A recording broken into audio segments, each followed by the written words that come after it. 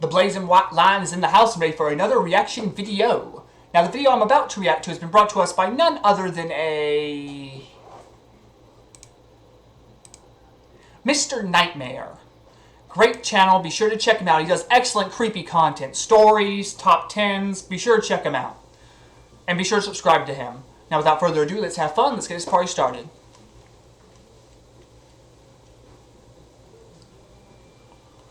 Now without further ado, let's go.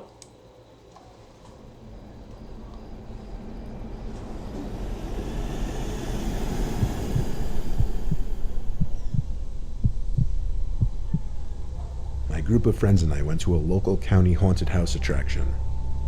It was by the edge of town. It opened every October of every year. It sat right by the woods appropriately and had 3 attractions: the main haunted house, a corn maze, and a haunted trail through the woods. I guess I'll name my friends now. Rod, James, and Bud. That's not his real name, that's just his nickname.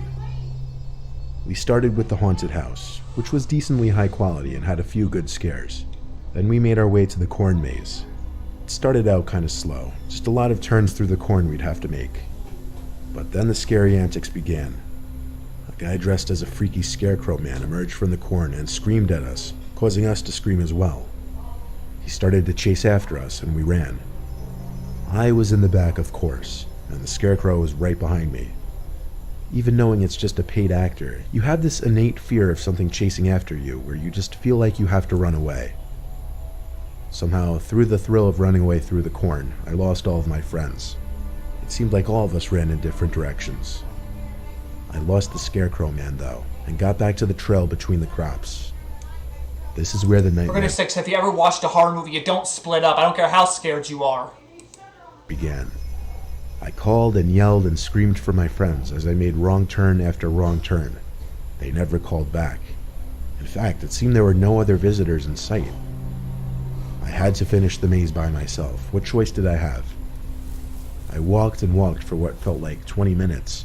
Then I heard bustling in the corn in front of me. I slowed my pace and kind of tiptoed past the noise, but it was pointless. Something reached out from the corn and grabbed my wrist and squeezed it tight. I actually cried out in pain and yelled, "Stop, you're hurting me." I was actually in shock how hard this paid actor was squeezing my wrist. Then he tried pulling me into the crops. I didn't see who it was, I just saw his hand and arm, covered by a black coat sleeve and black glove. I yanked myself out from the grip and backed away as the actor came out from the crops into the path. He was wearing a heavy winter coat, black jeans, and a blank black face mask. I didn't know what the costume was supposed to be, but I literally yelled, "Go fuck yourself, you actually hurt me." I do not think that was an actor, young sir. And if I were you, I'd run. Run now. He started running at me, and naturally I turned and ran as fast as I could through the corn to lose him. I yelled back, "I'm reporting you," and I quickly lost him. After 5 minutes of running straight through the corn as opposed to following the maze of trails, I came to the edge of the maze and went to find an employee. I reported the actor to the employee, saying he used way too much force to the point that my wrist actually hurt. The employee said he wasn't sure who was wearing the specific costume I described, but that he'd look into it. I thanked him, and then I looked at my phone. I had a missed call from James. I called him back to ask where the 3 of them were. He said they tried finding me, then they gave up and went to the haunted trail in the woods. I said I'd meet them and hung up. I walked over to the start of the trail, where they had the Halloween ambiance blasting through a bunch of speakers placed throughout. I stepped into the woods, feeling like I was the only one around besides my friends. I tried playing catch-up to my friends, when I stopped in my tracks after spotting him again, blocking the path. It was the guy in the coat and black mask. He didn't even give me time to react or say something. Right away, he started legit charging full speed at me. I turned right and ran into the woods, expecting to lose him easier. That's when you kick the guy straight in the balls and run. Just saying. Just aim straight for the gooch. Don't even think, just destroy his balls. This time I called back, "I'm calling the police." I wasn't actually, but I thought that might get this guy to just leave me alone.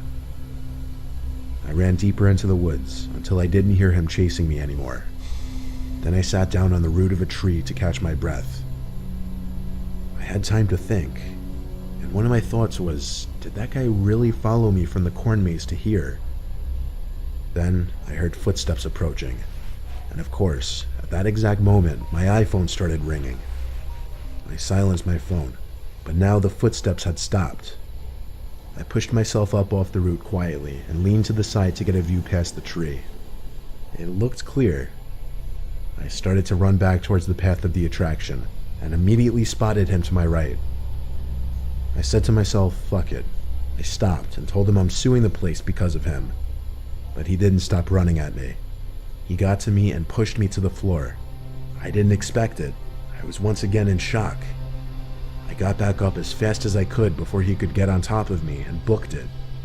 He chased me, but when I got back to the path towards the entrance of the attraction, he stopped and turned around. I went straight to the little front office shack and asked for a manager. Some older guy greeted me, and I told him about the guy who was chasing me and attacking me. The man said they didn't have any actors wearing that specific attire, so he called the police, and eventually I got my friends to meet me where I was. I stayed to describe the happening to the police when they showed up.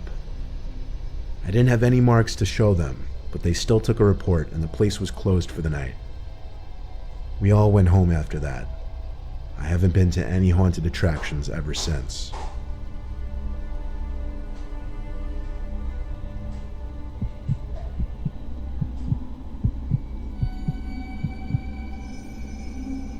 The year I turned 13, my friend invited me and 2 other friends to stay at his house on Halloween night. He had a fairly large house outside of our town, and it was the perfect place to go trick-or-treating. We decided it would be cool to go now to get sweets for a movie. So fast forward, we were near the end of our trick-or-treating, and at one house, a woman answered the door. She was tall and skinny with shoulder-length hair. Her house was disgusting. We could smell the odor of cigarettes from inside. Wait a sec, was this the wife of Slender Man? Just saying. She was quick to tell us that there were no more sweets left. However, she could go try to find something for us. After a couple minutes of waiting, she comes back with an old brown paper bag with old-looking candy inside. We kindly deny the bag and tell her we're getting picked up, so we better go. She grabs one of my friends and says, "No, please." But my friend pulls away from her, and then she quickly shuts the door. We knocked on a few more houses before hearing something going on near the parking lot of the housing complex. Someone exclaims, "They took my child, they took her, they took her."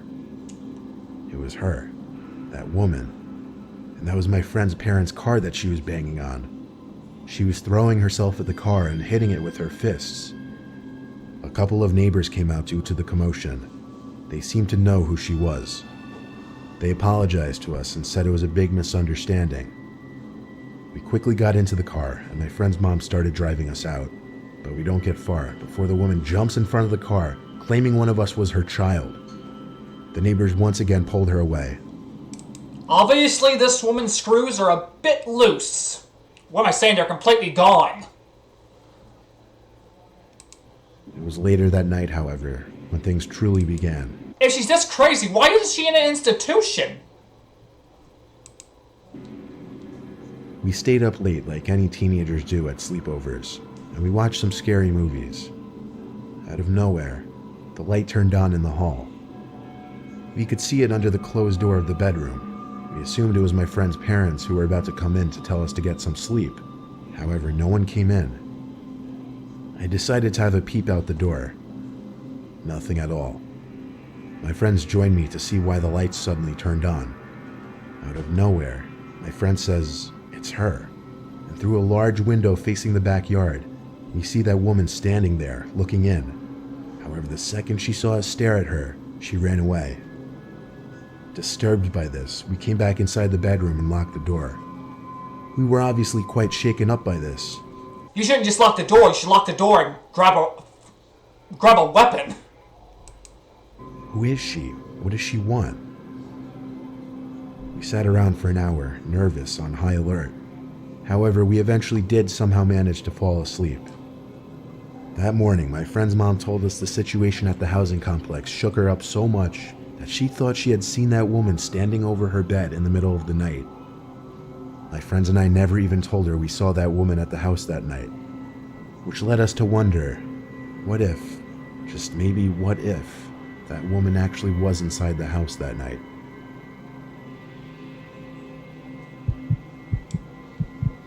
I have to say, crazy people. People can be crazy. I mean, seriously. Trust me, I've run into some crazies, but never mind.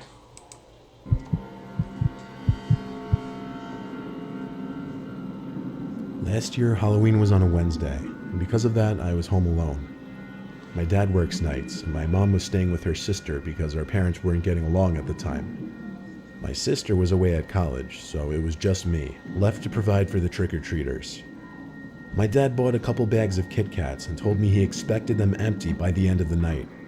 I don't know why, but my dad takes Halloween seriously.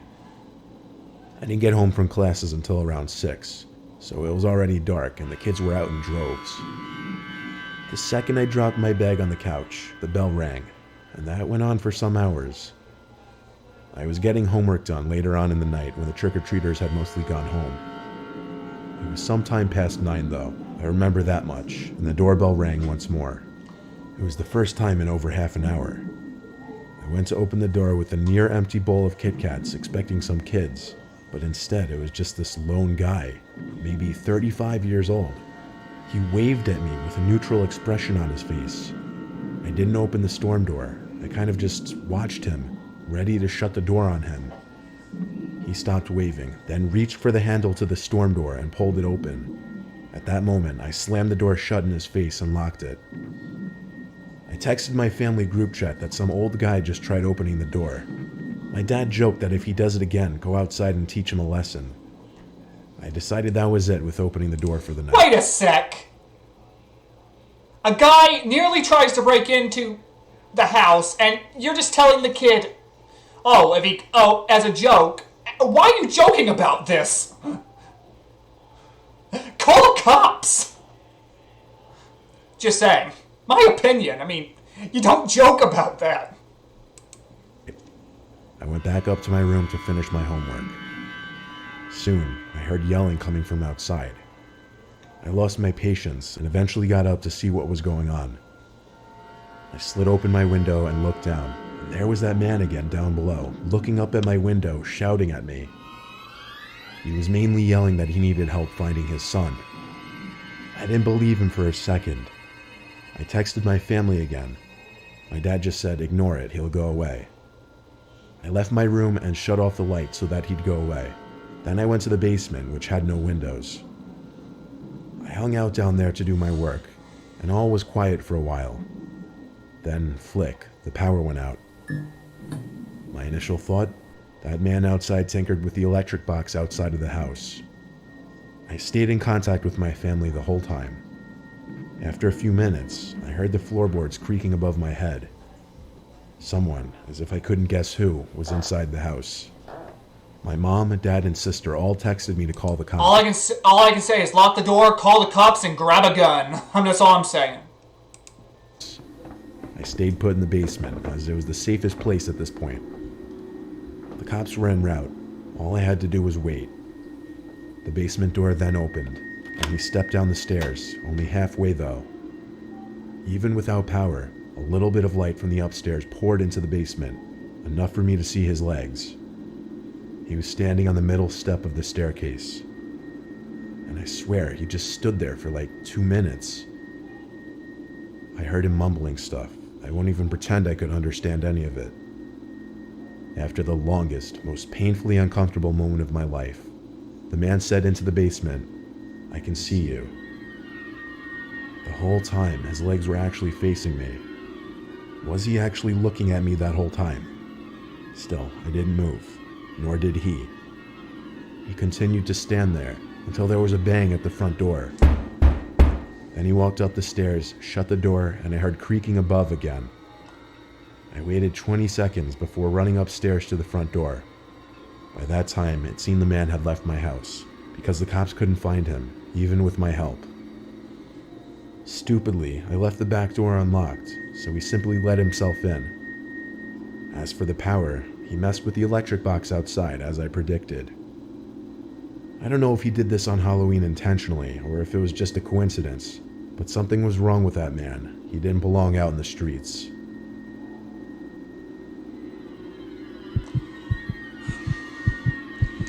I hate to say, this guy, the atmosphere and everything, this guy's very good at this. I'm just saying. Halloween night. I don't know what year it was, but it was probably like 4 years ago, and it was a Saturday. I'll keep this short and to the point. My friend Tanner and I were set on doing something scary that night, and that ended up being a visit to the abandoned house way up the road from our campus. It was at the top of the hill, and some students referred to it as the Blair Witch House. Listen, if you're going to go up to any abandoned house for paranormal investigations or whatever during Halloween, don't go alone. At least bring a couple friends with you. I mean, for goodness sakes, you don't want to be alone in that kind of situation. Has anyone ever watched a horror movie? Simply because it sat all by itself on an enclosed property, and it had been abandoned for years. So, come 10 o'clock, Tanner drove us all the way up the road and parked his car in the dirt outside of the property. We walked up the hill to the house, and even just seeing the unlit house standing in the dark gave me goosebumps. We both came with backpacks full of tools like flashlights, knives just in case, and he even brought a crowbar. Surprisingly, he didn't need Also, bring something to defend yourself, because who knows who's been squatting in that place. it though, because the front door was already cracked open. This is where the flashlights came in, because of course the inside was as dark as it gets. The house seemed to be scrapped for just about everything, because nothing was left except junk. Nothing very exciting. Then there was a thump from upstairs. Tanner and I looked at each other, and we agreed to go upstairs and check it out. He led the way up the stairs, which were extremely rickety. We got to the top, and there was a small hall with 3 doors. We passed the first room, which was a tiny bedroom with an old collapsed bed frame still in there. There was a second door on the left. This one led to an empty bathroom. There was one more door, this one on the right of the hall. We stepped inside. This bedroom was definitely the master bedroom. There was a bed frame sitting in the center of the room still. There was once carpet on this wood floor, which had apparently been ripped away over the years. We stepped fully inside the room, looking for what could have made the thumping sound. And then, bang. The door to the room slammed shut, and there was suddenly a white flash that filled the room. Then another. It seemed like camera flashes. Tanner screamed and opened the door back up to flee the room. I did the same. Neither of us looked for whoever was in there with us. In the moment, we were way too scared. We ran back to the car, and Tanner drove us back to campus. A week later, Tanner sent me a picture through text. He was holding a photograph in the picture. It was of the 2 of us in that bedroom of the house. He said they were left under his windshield wiper in the parking lot of our dorm building. I told him throw them away and park somewhere else from now on. We only told a few close friends about this, and we never went near that house again.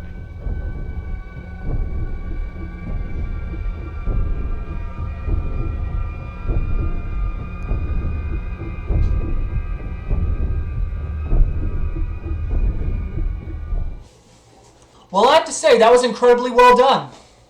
I have to say that. I mean, that was just plain creepy, and it gave me goosebumps. I mean, seriously, that was scary. And this guy really knows how to pour on the atmosphere. Just saying. But like I said, this was by none other than Mr. Nightmare. Great channel. Be sure to check him out. He does excellent work, excellent story vids, and top 10s and other such. So be sure to subscribe to him. Be sure to check him out. Also, be sure to subscribe to my channel, The Blazing White Lion. And have a nice day. Also, be sure to check out my BitChute channel, where I do certain exclusives, like a reaction to Demon Slayer. I'm also currently doing a reaction to Titans, and a reaction. I've already done a reaction to Jumanji: Welcome to the Jungle, and I've also finished up a reaction to Metal Kitsune. So be sure to check that out. So link will be in the description. So without further ado, I hope you all have a nice Independence Day and hope you all take care. But I have to say, that was just plain creepy. Besides that, 1, 2, 3.